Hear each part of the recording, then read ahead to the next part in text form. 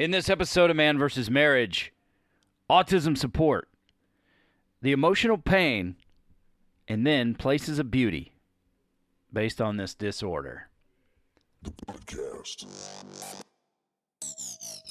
How good do you want your life to be? It's truly about becoming the best version of yourself that's possible.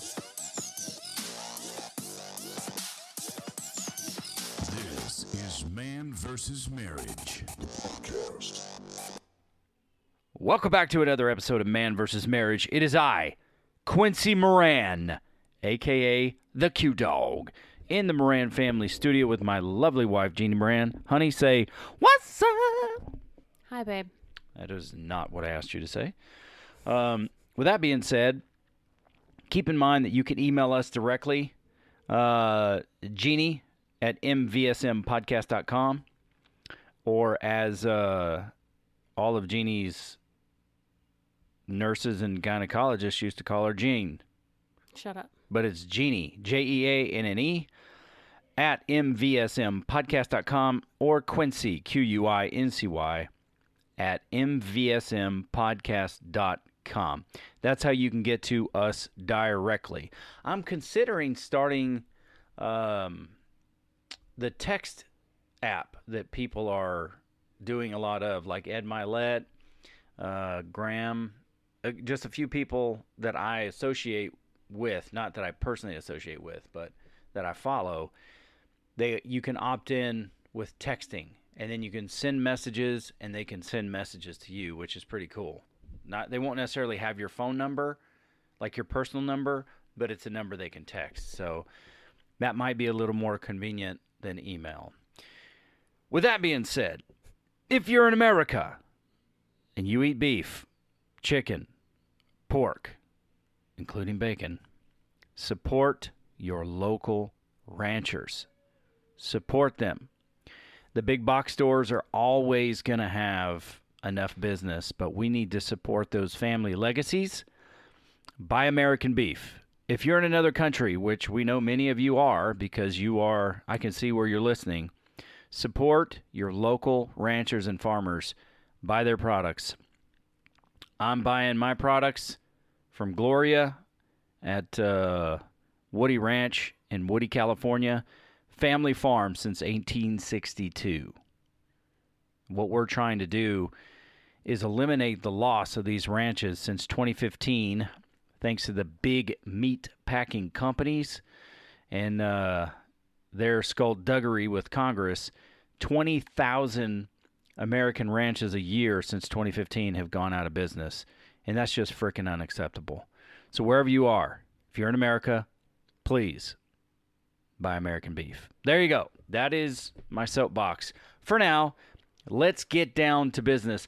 So in this particular episode, we want to support you all, and we want to hear your story. Also, real quick, we've selected a winner from the Zoom contest, the 30-minute meet and greet. Just waiting to hear back from this gentleman named Chris. And once he gets back with us, we will start the contest again. Unless, maybe, I don't know, should I give him like another few days and then just pick another winner or run the contest? End of the month. Yeah, you know what? It's his spot. We'll just go ahead and start the contest again. And when he resurfaces, we'll do it. So I wrote a poem about autism at one point. If you don't have autism in your family, let's go with a disability, okay? If you don't have disabilities within your family, well, God bless you, and I don't begrudge you. I don't begrudge you because of that. But I want to read, if I can find it, a poem that I wrote years and years and years ago, and it was just really, really difficult. I was in a hard place. I was in a really hard place, and I can't find it. I didn't even plan on it. I just kind of put it here. But while you're talking, I'll go and look for it. But I'm telling you, there are times in your life when you have parents with autism and it starts to set in that your child is not, as much as they want to, even if they can verbalize it, they're not going to get married. They are not going to continue on and go play some professional sport or have a career. Drive a car. In my case, carry on your family name. Because essentially in my line, I'm the last one to have a male that's Moran. And with my death and the death of my son, this line of the family tree disappears forever. It's gone. And that is really hard for me because I am a legacy man. And I always envisioned myself having sons that would carry on my name. So that we, because I want to make great human beings. With that being said, I've got some really awesome daughters. And even though they, will not necessarily carry on the family name because they'll be taking their husband's name, should they get married, there is not one daughter I would trade. None. Catch me on the right day, and I might barter one or two. We might barter to give one away for a little while. There are some things that the older you get, that reality starts to set in. And those are some of the things that we're going to cover today. And when I wrote this particular poem, and it may be in my email or something, I was at a very, very low. It's hard to get me hopeless. It is hard to put me in a spot where I feel hopeless because I am a driven optimist. But I had come to a place, I don't know if I've ever been depressed in my life, but I had come to a place where I was terribly lonely, and it was compartmentalized to what it centered around this autism thing. And I think it was the moment that you realized, like when it really, really hit, that Hunter will not be like anybody else. He won't have the things that you really want him to have.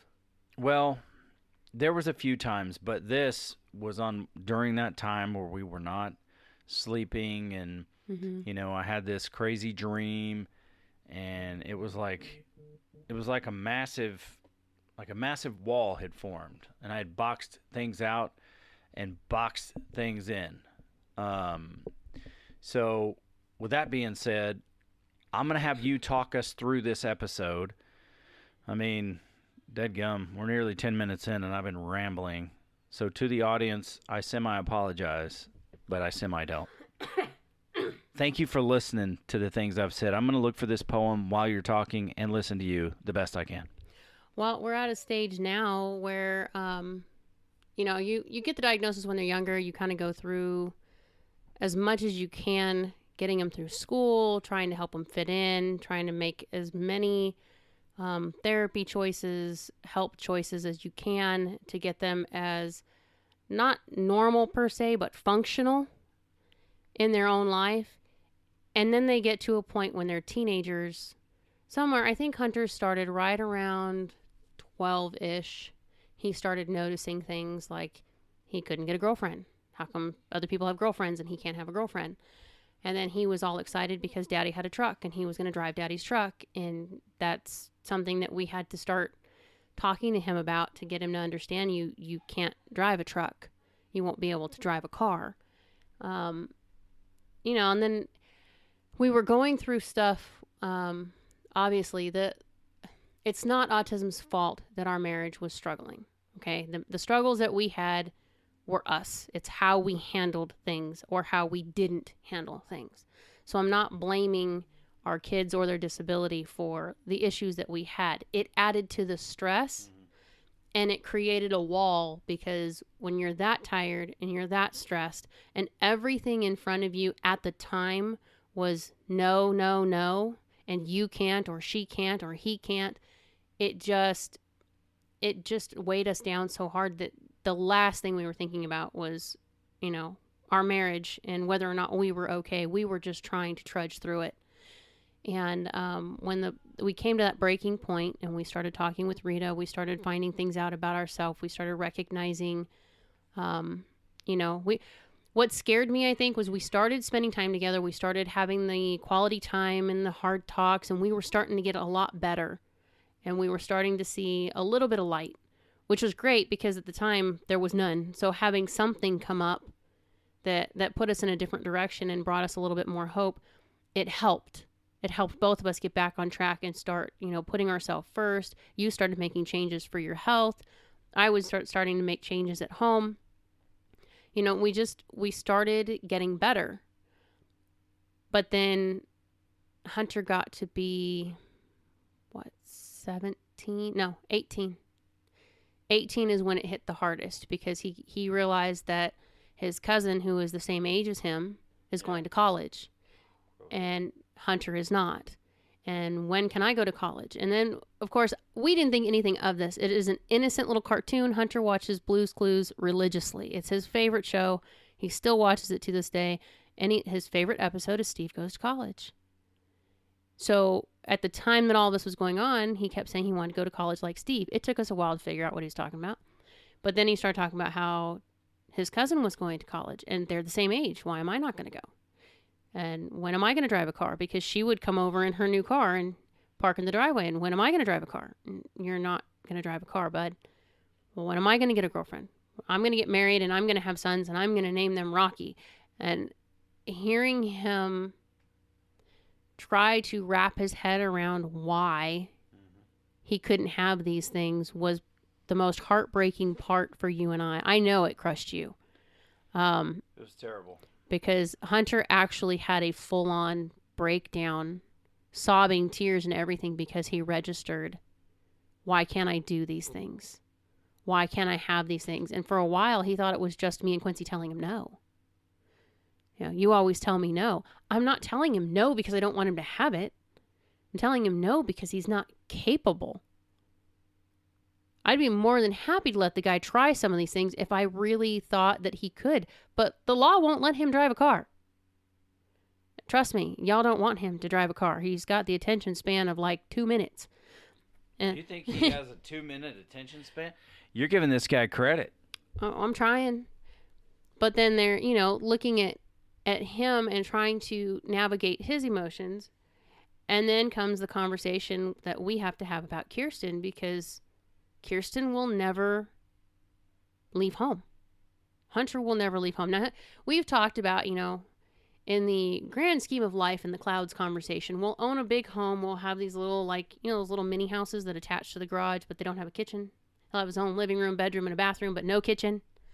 And he can just walk across the carport or the garage and come in the house and we'll take care of food for him and whatnot. In the perfect world, in the dream that we have, that will happen. When that's going to happen, I don't know. Santa and I have not had this conversation yet.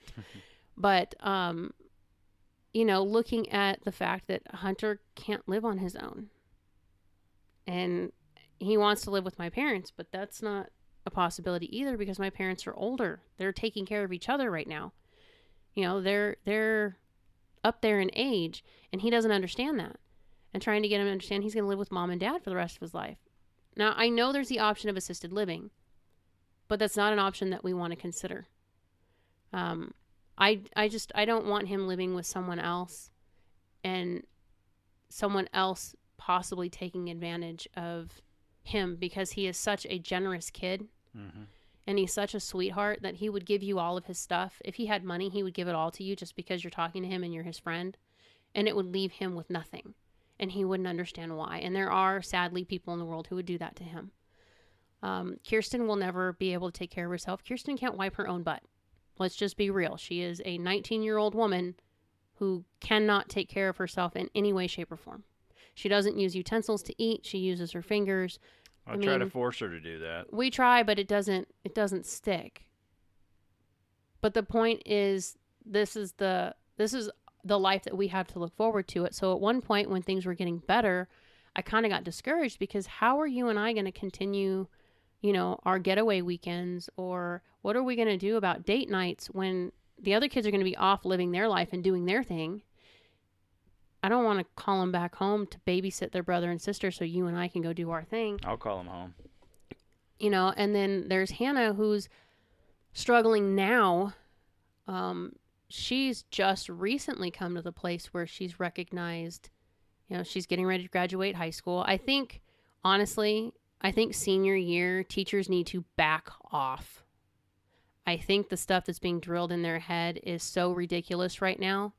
It's like if you haven't made a decision on where you want to go to college by Christmas time, then you're not going to go. You're not making sense. It's just the way the conversation comes around from our kids.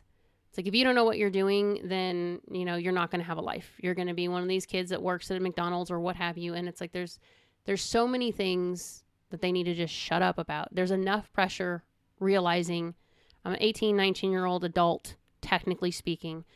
And the entire routine that I have had for the last 13 years of my life, from kindergarten out, is going to be gone. And I have the option to take on another 4 to 8 years of that same structure and pay through the nose and have to figure out how I'm going to do that or pay it back. Well, let me just touch base on something real quick. And say that relative to the teachers needing to back off, they really, in my opinion, just need to know their audience. Yeah. And the teacher that was encouraging Hannah to do all these things that mentally she is incapable of doing. Emotionally, my God, can you imagine? Yeah. I mean, I understand why she would want to be a nurse, but a couple of quick questions. Well, how do you work with blood? What if you got to give somebody a shot? Or, it's like, I could never do that stuff. Okay. Well, come on, teacher. Know your student. And that's part of it. It's not necessarily that I don't want them to I don't want them to back off the entire senior class. That's not my point. Yeah, but I just wanted to clarify that. The way that it came out with Hannah was she's in this group. They help get her employment, and then they start working on, plans for college. They have to do these college reports and all these different things. They have to find out all the information, which is great. But what they did was they put her in a group, and all these kids in her group all want to go to medical school, want to be nurses, want to go into the military, going to be an engineer. So Hannah just kind of gravitated to, medical sounds good because she wants to be a nurse like her grandmother, which would be a great profession for her if she could handle it. But all I had to do was ask her 2 questions. Yeah. If someone like Grandpa came in and you saw that he was in pain and he wasn't going to make it and you have to be there with him, can you do that? She fell apart and started crying. No, I don't want to be in charge of that. I don't want to have to tell people that someone died. Okay. And she wanted to work with children. I said, what if you're dealing with a child with a seizure? What do you do? I mean, you're going to have to put a needle in his arm and put medicine in his arm, and you're going to have to hold him down sometimes. I said, your brother had to have 11 shots one time to get an IV. Could you do that? And tears are streaming down her face. And no, I don't want to hurt a baby. I don't want to hurt a little kid. I just want to be like a tech. Okay. Techs still have to understand medication. They still have to understand. No, the techs don't, honey. They don't give the medication. She has to understand it. She still has to know the body parts. She still has to know the basics. They still have to take the same classes. We looked it up with her. Oh, okay. Okay. I guess I'm wrong. Here's the issue. An anatomy physiology class for Hannah is a nightmare waiting to happen. There's over 240 things that she has to memorize. Functions, medications, adaptations, what they do, how they do it. She struggles with her memory. Wow. And telling her, you have to be able to do basic math and you have to be able to do it in your head. That threw her through a loop. And I'm not trying to say that my kid shouldn't have dreams, but there are just certain things that she can't handle the emotional stress of this job. That's the initial problem is she can't handle the emotional stress of the job. Anybody who's a listener, like a longtime listener of the show, understands that we are about challenging ourselves and our children to be better, to do better, and to become. So with that being said, this is not us just trying to make excuses or, trying to protect her in some way. This is legitimately something that she is emotionally incapable of doing. And for the teacher not to recognize that, it just... Well, I just didn't understand, why didn't she ask Hannah what her 3 favorite things are? Yeah. What are your 3 favorite things to do? Sing, write songs, and she likes to cook, learn to cook. Why are we going anywhere outside that realm? Hannah's top thing in life has always been music. Yeah, that's true. So why didn't we look at being a music teacher, or maybe going into writing songs? She can write her own music. She can write lyrics. I mean, there's nothing that says, why couldn't she just go into doing that as her college deal and see where it goes? She loves to sing. That's what makes her happy. So why are we trying to chase after something that's a good paying, strong job that she's not capable of, rather than get her something that she will enjoy? Because here's the thing. How many of us in this life have taken on a job and stayed there even though you hate it, you don't want to do it, but you need to keep the paycheck because you're in a point now that you just can't go anywhere else. Right. And you hate it. You're miserable. You look forward to your vacations just so you don't have to talk to anybody. Working for the weekend to get out of there. Exactly. These 3 kids have enough stuff that they're up against every day that they don't like. All these different therapies and these different practices that they have to do all the time. Why shouldn't they look to do something that they love and enjoy and get something out of it?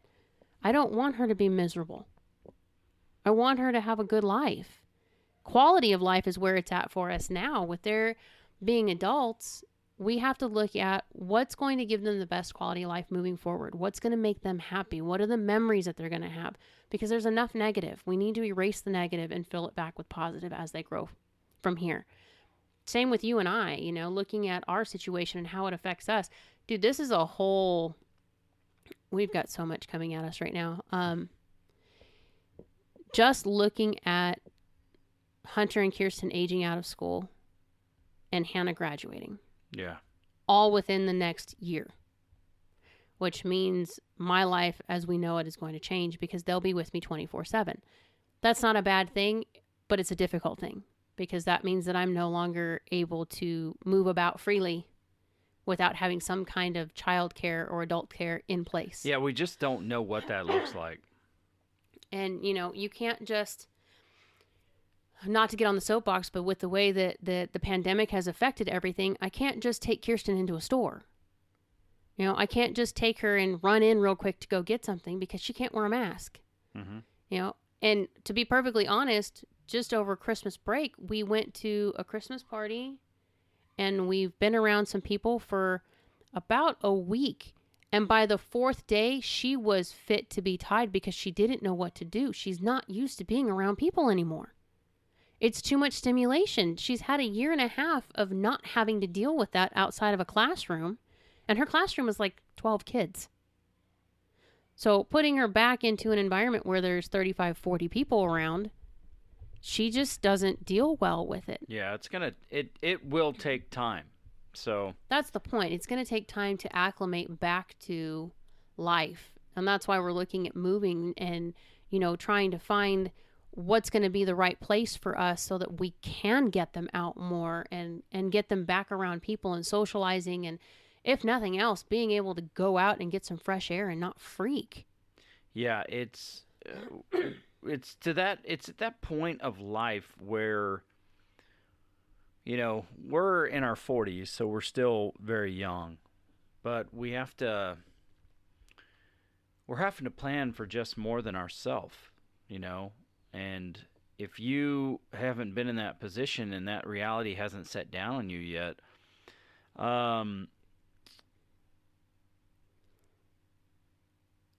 it's a weird place to be. It is incredibly difficult at times to kind of digest, Because when you get married, you think about having kids.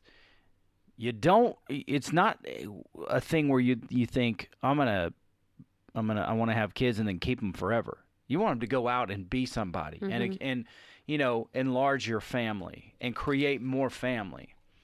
And then, with that being said, it's like there's not that thought of, oh, some of these kids may have a disability. They may be with me for the rest of their life. You really don't know what those things look like. So your thought is, oh, once we have kids, at some point we'll have grandkids. We'll work hard. We'll be able to travel. We will be able to plan, for the rest of our relationship until we kick the bucket. Yeah, when people say that they're empty nesting and getting ready for retirement, I don't know what that feels like. I don't know what that looks like because we won't have an empty nest. Right. Save a miracle. I mean, we have faith in God. Save a miracle, but it has not happened to date. So now we're in the place of, this is new territory for us. So, we're offering support to other people, but understand we don't have all the answers either. We're still looking for stuff. We're still trying to figure it out. It's looking at Quincy's still going to have to work for a while. So it's going to be back to me. It may be more than a while that I have to work. I know. I don't know. I know. And it's going to be back to, I'm basically going to be back to what we were when they were smaller, and everything is going to be on my clock, which is fine. I don't have any regrets to it. It's just daunting to look at because I won't have my own time. Mm-hmm. I don't know what our time together is going to look like. Like I said, trying to get our trips. If you guys have been listening for a while, Quincy and I are adamant about our date nights and our getaways because that's something that we need to function. And I don't know what that's going to look like. Where if we do end up moving and we don't have family around, we're going to be all we've got for a while, which it's not a bad thing. I mean, obviously you won't have a hard time meeting people. You're kind of a people person. But I don't want to meet people just to bring them over and say, hey, can you babysit my kid? That's not the purpose of it, Well, the goal would be to get the kids integrated, and that's part of what is like somewhat disappointing that we're not independently wealthy. I know there's plenty of other reasons that can be disappointing, but at the same time, it would afford me the opportunity to stay home and do the hard work that I'm capable of doing to redirect these things that are so hard with our version of autism and really mold these children into people that are easier to work with the older we get. To make them more functional. More independent. That's probably the thing, because I know it would be a god-awful amount of work. I'm built for that. I'm okay with that. And I'll stand there and say 10,000 times until it sinks in because I know what it's going to be. I crack. I'm emotional. I crack. And there's no disrespect to you. It's just you're not built that way. No, I know what my weaknesses are. I take no offense to it because I know where my weak points are. Eventually I just crack under pressure because I'm tired of being screamed at or I'm tired of arguing it, and it's just not worth putting us both through it. It helps to have you stand there and play the buffer sometimes or take over. I mean, I have to do it sometimes with Hunter too because the situations between you and him might get a little bit too hard, and I have to come in, and Hunter won't always hear Dad's voice, but if Mom comes in and says something, it's like, oh, I know that voice. Okay, I can listen to that one for a minute. Right. And it just pulls him out of whatever he's in. It's just, they're kids. They're adults, but they're kids. So there are things look, I used to be a pastor. I come from a family of pastors. That doesn't really mean much, but just telling you, just kind of pre-qualifying this next part of the discussion, and then we'll kind of close this out.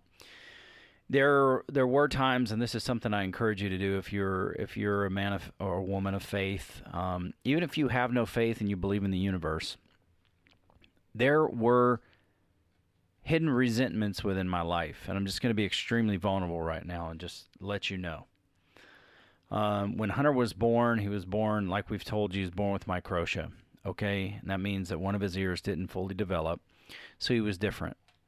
And I didn't realize this, but for years I held resentment, if it's possible, in my soul towards God because my son wasn't perfect. And it really, really hurt me deep. Now, did it hurt me because it's about me? No, it hurt me because it's about him. But then you take a step back, and I promised you in this particular episode, I promised you that there would be places of beauty that come along with disabilities or with autism. And look, I've counseled some men when it comes to autism because there are spots where I can see the brightness a little bit better. And then there's times where it's just dark, you know? And I've counseled men that basically say, yeah, that's all real nice and good, but how do I fix my kid? Mm-hmm. And I don't have an answer for that. I just don't. If I had $30,000, $40,000, I'd go give stem cell research in Panama a chance. I would. Why? To make it easier on me? No. So that my son has the opportunity, or my daughter has the opportunity to go out and have the life I feel like they would want or deserve. Now, what do we all deserve? I don't know. We're born into this world. We don't really deserve anything. Life is a gift, and I understand that. But I held resentment within myself towards God because obviously he did this to my kid. At least, you know, that's what I think that was the underlying thing there. And then autism came along, and it really wounded me deep. Now, since I've kind of come to some different understandings that, you know, God is not really up there choosing who gets what, in a sense. This is part of life. Picture of the Grinch. Jury duty, blackmail, jury duty. Yeah, yeah. But with that being said, I promised you, areas of beauty. There are some things of beauty that have come out of this. Had Hunter not had that microtia, it wouldn't have sent Jeannie into action. And I've told this story before. It wouldn't have sent Jeannie into action and learning sign language to more appropriately communicate with our child. I'm a schlub. I have fallen behind. I have not taken the time to learn sign language like I should have. And I'm a lowlife. And that's a part of my life that I understand I need to do something about. But it just so happened that one of those mini trips to the hospital, at a hospital where you're supposed to have private rooms only, Jeannie was in a room with a woman who lived in our town, just down the street, but somebody we never would have met. She saw that the baby was deaf, however you determine that. I'm sure you were able to qualify that, and ended up teaching this mother, or creating an opportunity to teach this mother how to communicate with her child through sign language. And then, you know, she developed a best friend out of this situation because Hunter went to a school, met a young lady. The school district thought that we were tag teaming. Yeah, and then created a lifelong friendship out of it. And Jeannie was running classes for free, teaching people sign language. And there is a lot of beauty to come from that pain. And there are times, you know, where these kids, their innocence, just how innocent and real they are, they give you a sense of beauty that you might not otherwise see. So even though there is struggle, there's plenty of places that are just so amazing to celebrate along with these kids. The story Jeannie told about Hunter and, you know, Santa Claus, and him not wanting to be Santa Claus because Santa Claus gives the gifts. He doesn't get any, and Hunter loves to get gifts. Kirsten recognizing the jerk in the middle of the movie and yelling, "Shut up, boy!" or the other words that she learned how to say a-hole in one of the romance movies that we watched. We were watching some rom-com, and the jerk showed up, and Kirsten very quietly whispered, "Asshole," and I laughed my butt off because Y'all might not take it as a win because it's a cuss word. I took it as a win because she actually recognized the characteristics of the person. So Right. it was pretty important. It's kind of like at school. She didn't really get in trouble, but they questioned because she told the aide, "Hey, can you wipe my ass?" And her speech teacher said, the speech teacher part of me was like, yes, she used it in context. And the grown-up side of her was like, ooh, but do I correct that? How do we gauge this one? And let me tell you, Quincy and I celebrated it because although it's not the language Quincy would prefer, it was great context. Just, yeah. she understood something, and that was cool for us, which thank you, by the way, Monica. That was awesome. So with that, there are times when you look at other people's situations and their children with disabilities, and their kids will never speak a word. And our kids, good grief, they do nothing but talk. But we do have the luxury. We are completely blessed that our children can say, I love you. They can call mom. They can call dad. And those are things that we do not take for granted. The dreams that I got about Hunter's innocence, I thank God for those because it's something to be protected. It's something to be honored. So there is a lot of pain. That's reality. There is also beauty in this. That's reality.